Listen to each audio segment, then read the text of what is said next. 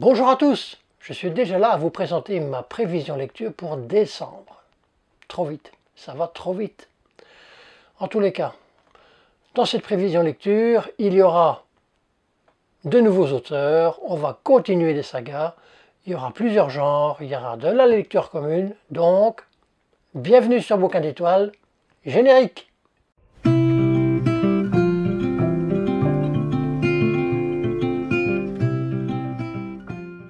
Et donc, allons-y. Les bouquins ne seront peut-être pas lus dans l'ordre chronologique où je vous les présente. Alors, le premier, c'est, on ne peut pas dire que c'est une saga, par contre, on va suivre les aventures d'un même personnage, Robert Langdon, donc, je vous le donne en mille, c'est du Dan Brown, Le symbole perdu, aux éditions Jean-Claude Lattès. J'en ai déjà lu deux de Dan Brown, ça a été Ange et démon, et puis Origine. Donc là, on est sur le symbole perdu.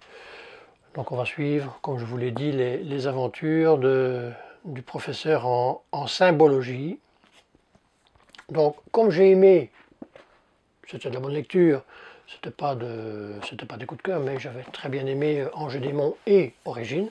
Donc je me suis dit, pourquoi pas le symbole perdu. Donc, le deuxième livre, c'est un nouvel auteur, Sylvain Tesson, Bérésina. Donc ici, en fait, c'est de l'aventure contemporaine. Je vous lis la quatrième de couverture. Tout commence en 2012. Sylvain Tesson décide de commémorer à sa façon le bicentenaire de la retraite de Russie, refaire avec ses amis le périple de la Grande Armée en sidecar. De Moscou aux Invalides, plus de 4000 km d'aventure attendent ces grognards contemporains. Donc, de l'aventure contemporaine, nouvel auteur, on est parti. Alors, le troisième livre, que je n'ai pas encore en ma possession, vu que je viens juste de le commander, ce sont les Chroniques de l'érable et du cerisier, de Camille Monceau. Là, pour moi, c'est une première, parce qu'on va parler du féodal japonais. Donc là, on va se retrouver au XVIIe siècle. On va suivre les aventures de Ichiro, qui est un enfant abandonné, et qui va être éduqué par un samouraï et qui va lui enseigner la voie du sabre.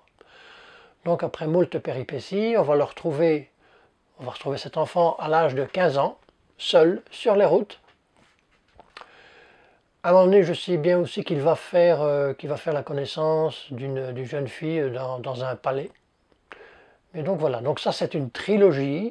Le premier bouquin, ce sera Le Masque de No, et que je vais lire en lecture commune avec Charlotte Olivre-Tricotte. Donc ce sera notre deuxième lecture commune, et j'ai très hâte. Donc le quatrième et le cinquième livre sont des suites de sagas. Je vais même en terminer une duologie, que j'ai commencé le mois dernier.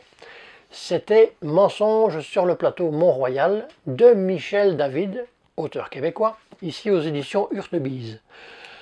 On va suivre, je vais refaire en gros l'histoire du premier volume. On est en 1946-1947, au sortir de la Seconde Guerre mondiale, et on va suivre les deux familles, la famille Bélanger et la famille Talbot, à Montréal. On va suivre l'aîné de la famille Bélanger, qui fait de très hautes études, mais qui à un moment donné doit les arrêter parce qu'il a mis enceinte sa copine. Et donc à l'époque, tu mets enceinte ta copine, tu la maries. Donc c'est cette histoire-là. Donc il va trouver un travail, tout ça. Donc à l'époque, il y a beaucoup de chômage, il y a pas mal de pauvreté, il y a encore les tickets de rationnement. Et donc voilà, donc ce sera une suite et une fin de cette biologie. Alors, la seconde saga que je vais continuer, là je ne vais pas la terminer parce qu'il y a quand même 10 volumes, et j'en suis qu'au volume 2, c'est Outlander de Diana Gabaldon, Le Talisman. Donc ici, on va continuer à suivre les aventures de Claire Bisham Randall et de Jamie Fraser.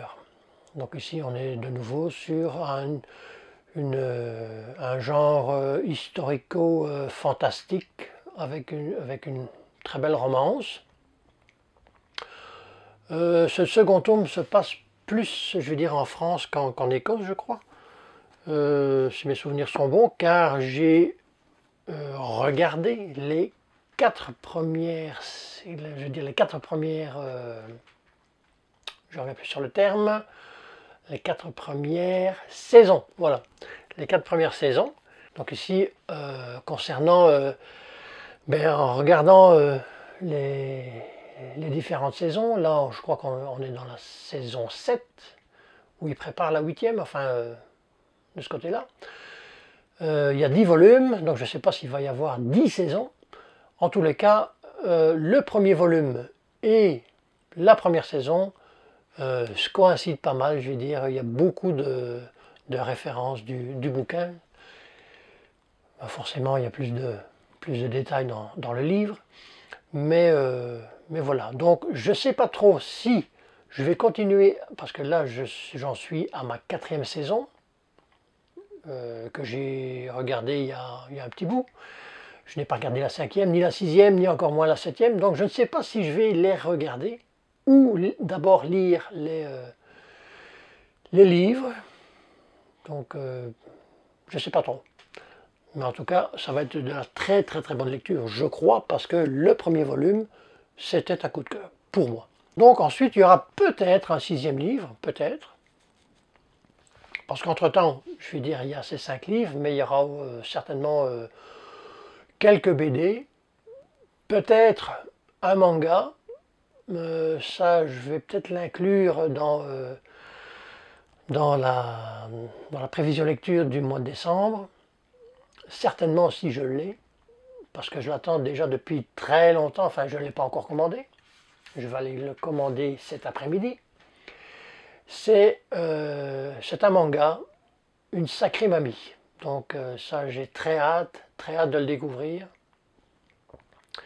Donc voilà, donc peut-être que je ferai un sixième bouquin, si j'ai le temps.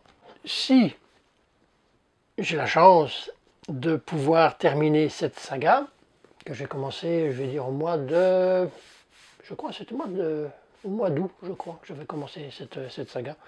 C'est un cas. Donc ici, c'est une trilogie. Le 3e volume, La lumière du Machu Picchu. Donc là, on suit encore, je vais dire, on continue à suivre Gabriel et Anna Maya. Anna Maya qui est une princesse Inca. Et Gabriel qui est un conquistador. J'ai toujours du mal à poser ce mot, conquistador espagnol. Et là, on va suivre, là on est au XVIe siècle, on est en 1500, 1530, 1540. On va suivre cette période historique. Pas très jolie en fait. Assez dur. Et donc voilà. Donc la lumière du Machu Picchu, peut-être, je dis bien peut-être, pour ce mois de décembre. Donc tout ça, je vais dire, termine cette vidéo. Il y a pas mal de genres, je trouve. Il y a du fantastique, romance historique, il y a de nouveau tranche de vie avec mensonge sur le plateau Mont-Royal. On a de l'aventure contemporaine, et puis on a du policier thriller avec Le symbole perdu de Dan Brown. Donc voilà, tout est parfait. En attendant, je vous souhaite, comme à l'habitude, de très très très bonnes lectures. Portez-vous bien et à la prochaine fois. Bye.